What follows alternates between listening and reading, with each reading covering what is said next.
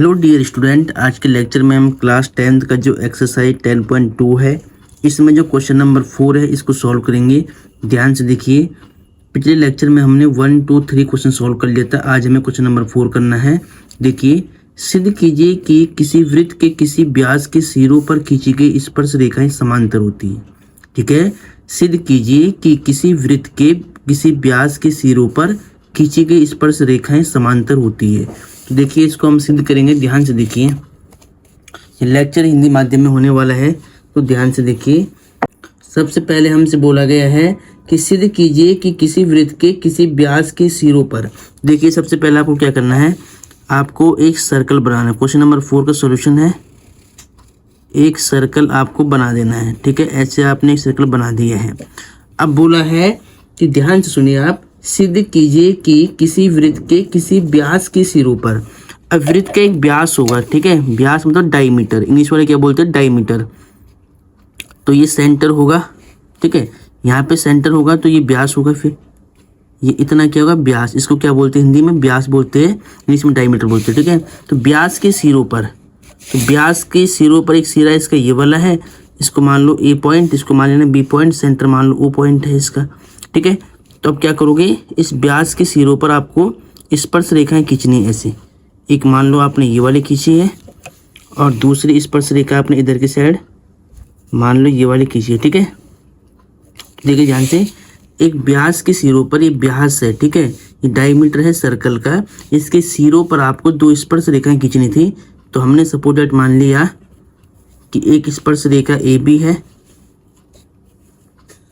और दूसरी स्पर्श रेखा को हमने मान लिया सी डी। ठीक है, दूसरी स्पर्श रेखा को हमने क्या मान लिया, सी डी मान लिया है। अब ध्यान दीजिएगा, एक बार दोबारा देखिए, सिद्ध कीजिए कि किसी वृत्त के किसी व्यास के सिरों पर खींची गई स्पर्श रेखाएं समांतर होती है। तो किसी वृत्त के किसी व्यास के सिरों पर जो स्पर्श रेखाएं हैं वो आपस में समांतर होती है, ऐसा हमें प्रूव करना है। ठीक है, तो सबसे पहले हम क्या करेंगे, यहाँ पर आप क्वेश्चन दिख रहा होगा आपको, एक बार ध्यान से देखिए आप। तो हम सबसे पहले क्या करेंगे, यहाँ पे लिखेंगे दिया है,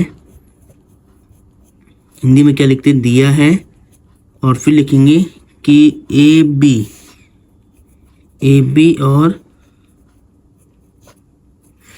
बी और सी डी दो स्पर्श रेखाएं, ए बी और सी डी दो स्पर्श रेखाएं हैं। ये आपको लिखना है हिंदी में इतना। ठीक है, ये आपको दिया हुआ है, आपको सिद्ध करना है। इसके बाद हम लिखते हैं सिद्ध करना है टू प्रूव। ठीक है, सिद्ध करना है को क्या बोलते हैं, टू प्रूव इंग्लिश में।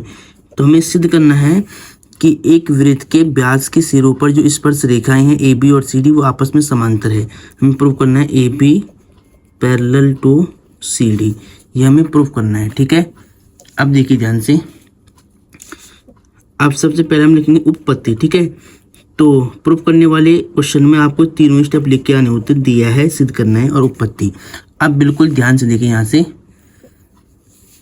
उपपत्ति में हम क्या करेंगे, सबसे पहले आपको क्या पता है कि सेंटर है, ये सेंटर यानी इसको केंद्र बोलेंगे हिंदी में, ये सेंटर है, तो ये रेडियस होगी इतनी आर। ठीक है, यहाँ से यहाँ तक क्या होगी, रेडियस यानी त्रिज्या होगी, ये भी त्रिज्या होगी, और ये स्पर्श रेखा टेंजेंट है। ठीक है, इसको मान लो ए बी व्यास है, ए बी क्या है, इसका व्यास है। तो अब यहाँ पर आपको ध्यान देना है कि त्रिज्या और स्पर्श रेखा लंबवत होती है, तो आप लिखेंगे सिंस ओ ए परपेंडिकुलर होता है किस पर, ए बी पर।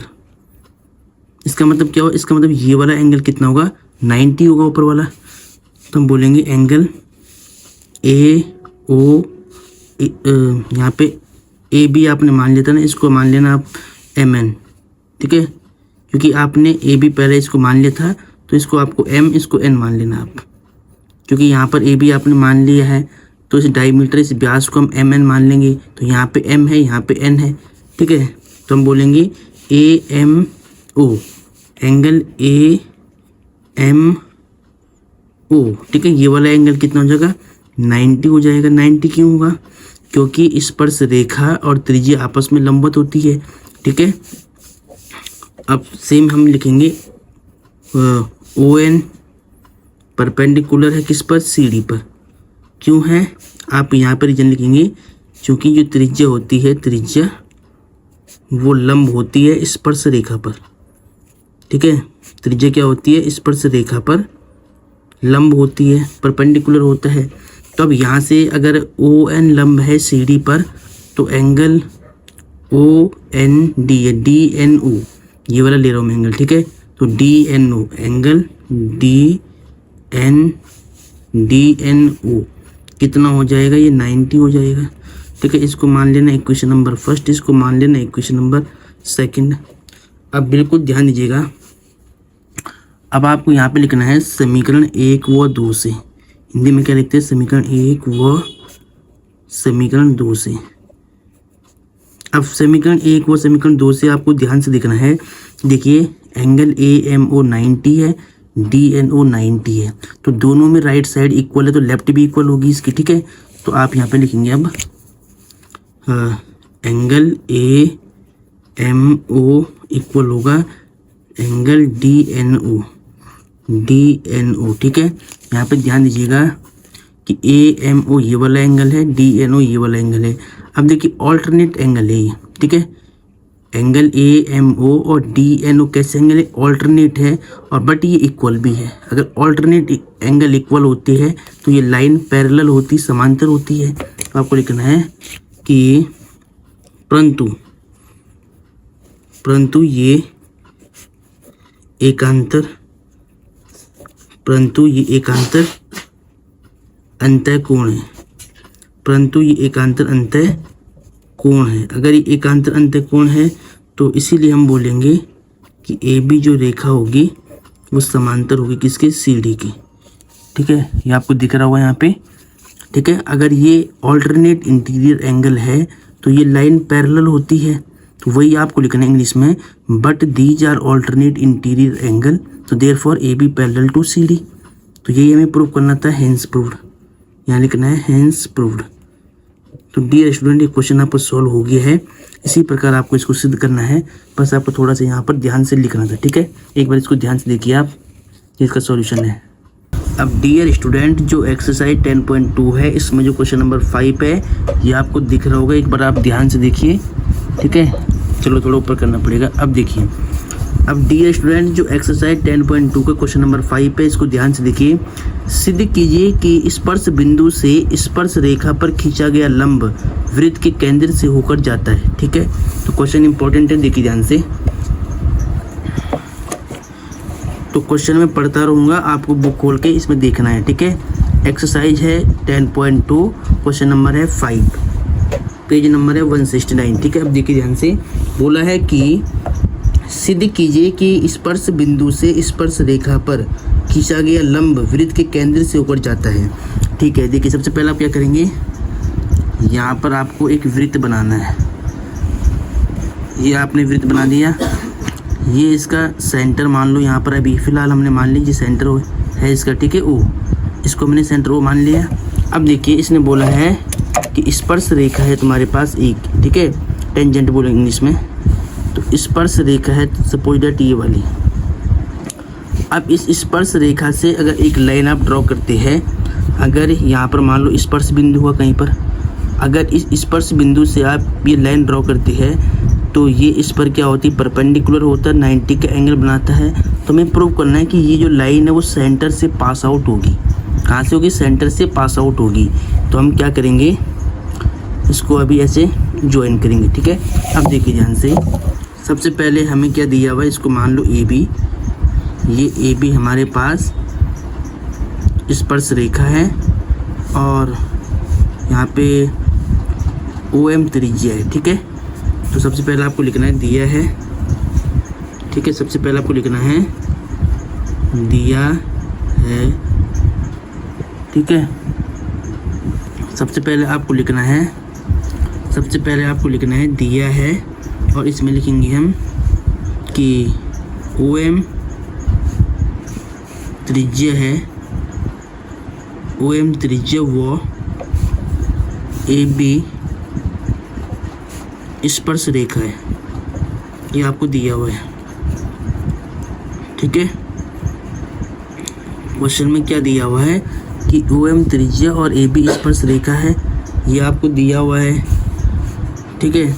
तो हमने यहाँ पे लिख दिया है इसको।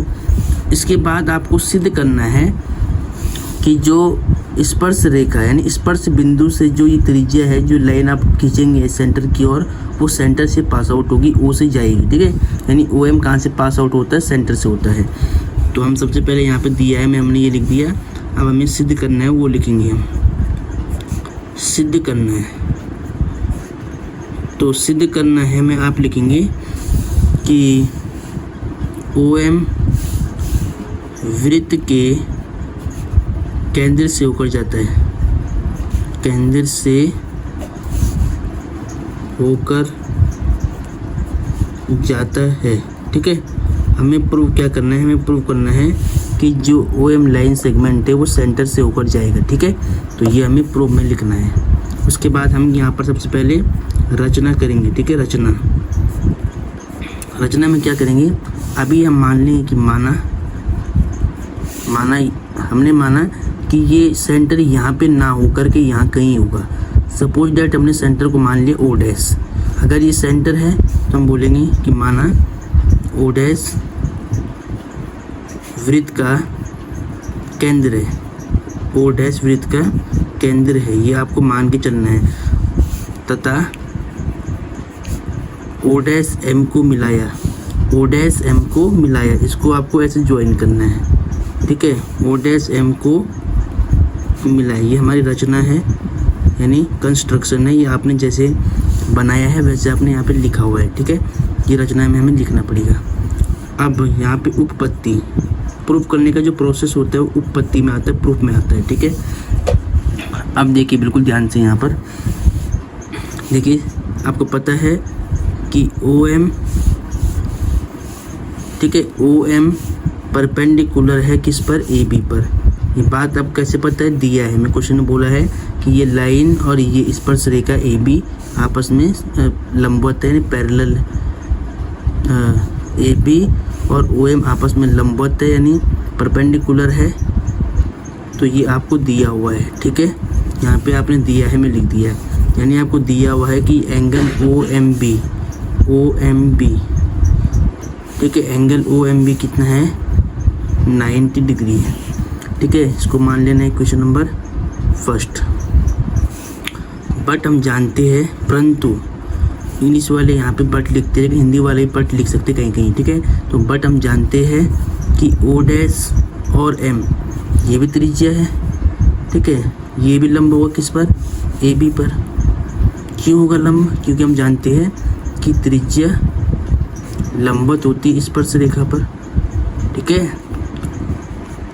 त्रिज्या और स्पर्श रेखा के बीच में 90 डिग्री का कोण बनता है, ये आपको पता होगा। तो यानी हम बोल सकते हैं ओ डैश एम और बी, ये एंगल कितना होगा, 90 होना चाहिए, ठीक है। अगर ये 90 है तो ये भी 90 होना चाहिए। तो बट ये ऐसा संभव नहीं है, क्योंकि अगर इतना बड़ा एंगल भी 90, ये भी 90 हो तो ये कुछ पॉसिबल नहीं बनेगा। देखो ये पॉसिबल तभी होगा जब ओ एम लाइन और ओ डैश एम एक ही लाइन हो, ठीक है। जब अगर ओ डैश और ओ एक ही पॉइंट हो तो ये दोनों एंगल सेम होंगे, अदरवाइज ये एंगल दोनों सेम नहीं होंगे, ठीक है। तो आपको यहाँ पर यही लिखना है। इसको मान लो क्वेश्चन नंबर सेकंड, आप यहाँ पे लिखेंगे समीकरण 1 व समीकरण 2 से, समीकरण 1 व समीकरण 2 से। अब समीकरण 1 व समीकरण 2 में आपको क्या दिख रहा है, इसको आप ध्यान से देखिए कि एंगल ओ एम बी, देखिए यहाँ भी 90, यहाँ भी 90, इससे कट हो जाएगा। ओ एम बी इक्वल हो रहा है किसके, ओ डैश एम बी के। तो आपको यहाँ पे लिखना है परंतु यह संभव नहीं है, परंतु यह संभव नहीं है। क्यों नहीं संभव है, और फिर आप लिखेंगे यह तभी संभव है, तभी संभव है जब ओ डैश व ओ एक ही बिंदु हो, एक ही बिंदु हो। अतः हम बोलेंगे अतः ओ एम वृत्त के केंद्र ओ से होकर जाती है, होकर जाती है।